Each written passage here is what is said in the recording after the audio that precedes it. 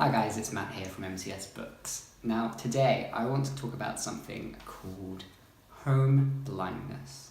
So I'm currently studying my Masters in Applied Cultural Analysis, so it kind of has a lot of ethnology and anthropology roots to it. So we have to go out, we have to do field work, we have to examine why people do things. And a big part of doing field work is trying to get over something called homeblindness. Homeblindness is when you're so used to something, you're so used to a place, you're so used to doing a certain activity that you can't see it out of any other perspective than what you know. You cannot see it from another person's perspective, you cannot see it from a new perspective. So when doing ethnological field work, you need to go to a place and get over your homeblindness. You need to see it with fresh eyes, you need to see it with new eyes. And I feel this relates a lot to literature. And it's something that readers struggle with, getting over this homeblindness. They get used to authors. They like authors. And then when that author brings out a new book, they in a way can't see it critically. They can't view the book from a critical perspective where they can analyse whether it's good or it's bad. Oftentimes, they just consume it and enjoy it because it's what they're used to, it's comforting, it's homeblindness within literature. So today I'm going to talk about this from the perspective of Philip Pullman. Now, I'm sure most of you are aware that he's got a new book out. It's called Belle Sauvage. It's The Book of Dust, Volume 1. It's a new trilogy. It's a companion trilogy for his Dark Materials. Very popular, very good and successful trilogy. So this one is something that I believe lots of people have a homeblindness for. They know that Philip Pullman is a good author. They know that he's a successful author, he's an intelligent author. They loved his Dark Materials, they loved the world, they loved the concepts, and they loved the theory that goes along with it.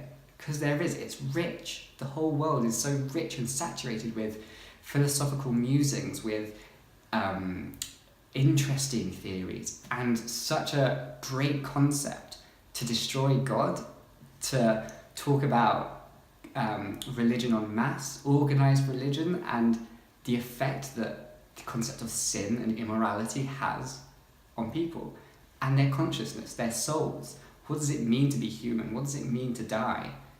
What is out there? What is existence?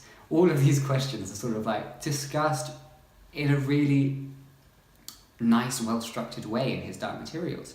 And then this book came along, and I had such high hopes for him. I wanted to get back into this world. I wanted to learn more about all these topics that he brought up in his Dark Materials, and I was just disappointed.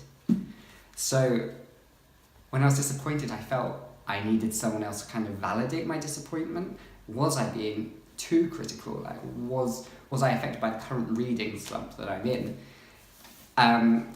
And on BookTube there weren't that many reviews, at least not by booktubers that I trust and I enjoy listening to.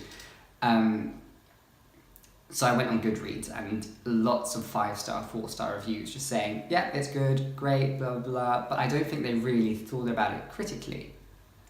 Because this book it's so childish in comparison to his Dark Materials, and yet it's such an adult book. His Dark Materials was about a child, and it's for children, but it's also for adults. You enjoy it as a child.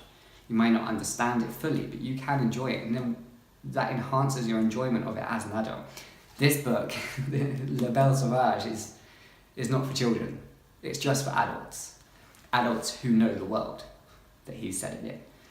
And yet, I feel like he's got theories and he's got something to say, but he doesn't say it. Not in this book. This book cannot stand alone. It's the first of a trilogy, sure, and the other books will probably bring it together, but I wanted a book that I can read from start to end and feel some sense of having learned something. And in this book, I didn't learn anything.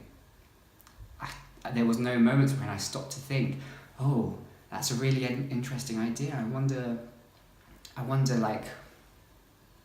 how he is going to develop this. No, I didn't have that. All I had was disappointment. The first 2/3 of this book, I think, were kind of like setting up for a big event that was going to happen in the book. And it was like preparing all these little storylines to kind of be brought together. And then the big event happened. And like, I just kind of felt it started anew almost. It was a new book in that final third. And it wasn't great. There were so many new things that were suddenly introduced and just not explained at all. It became this like childlike fantasy that didn't make sense in this world.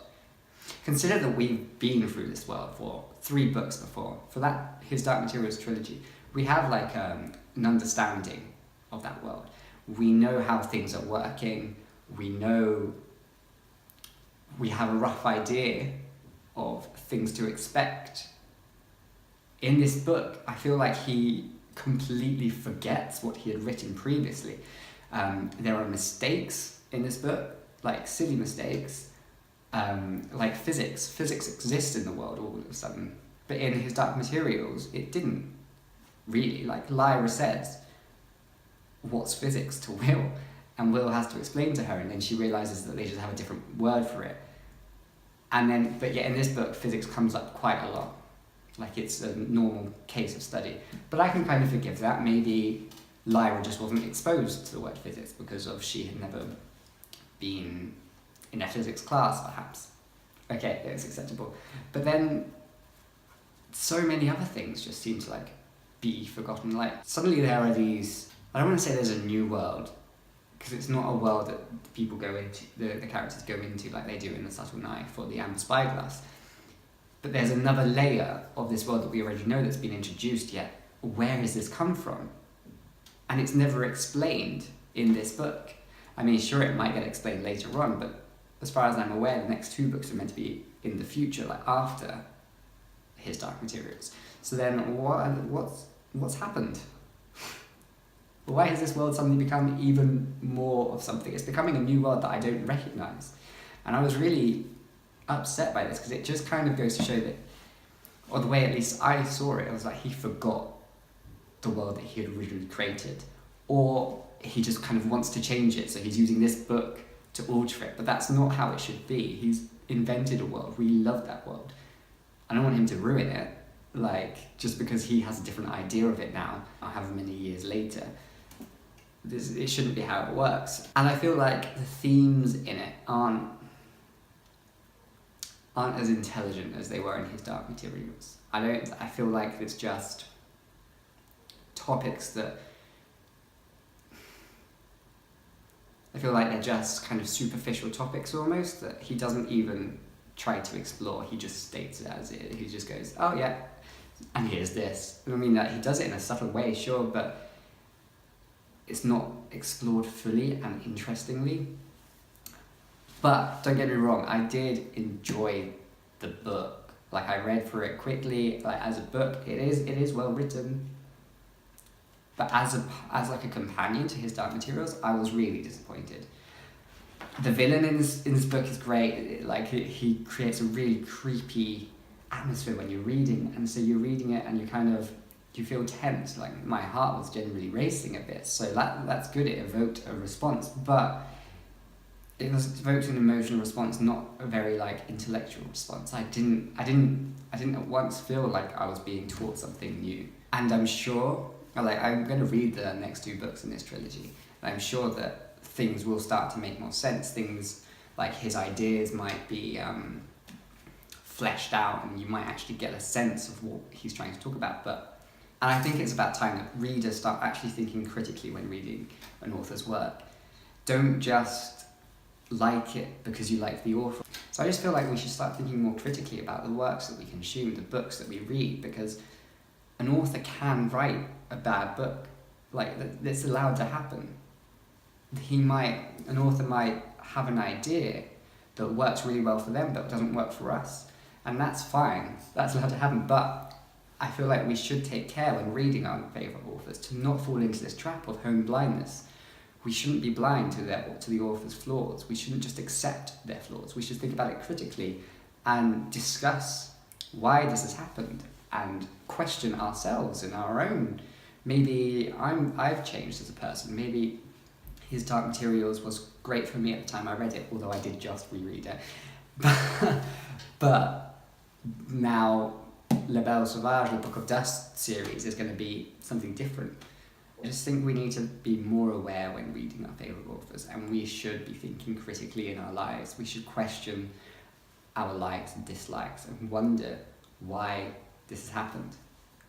So I hope this video kind of makes sense to you. I like it. I didn't have anything planned. I just sat down and I wanted to talk about this book because it evoked such a feeling inside me that I need someone to almost agree with me or like have arguments against me so I can see it from another perspective, rather than just see it reading reviews and be like, yeah, it's great, I love it, Philip Pullman does it again.